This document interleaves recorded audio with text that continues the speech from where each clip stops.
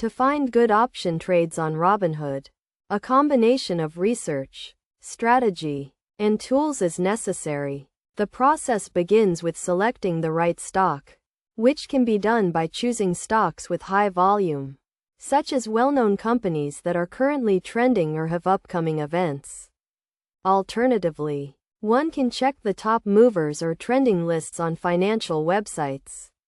Once a stock is chosen, the Robinhood options chain can be utilized by clicking on the stock page and selecting the options button. From there, exploring calls and puts, including different expiration dates, strike prices, volume, open interest, and implied volatility, is crucial. Popular strategies to consider include covered calls, which can generate passive income, and cash-secured puts, which can be used to buy stocks at a discount. Debit spreads are another option, offering a lower risk alternative to naked calls and puts. While Robinhood's tools are limited, optional scanners and tools, such as free or paid websites, can be used to find trade setups.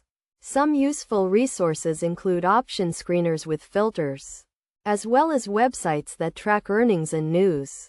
By following these steps and utilizing the right tools, it is possible to identify solid options trade ideas on Robinhood.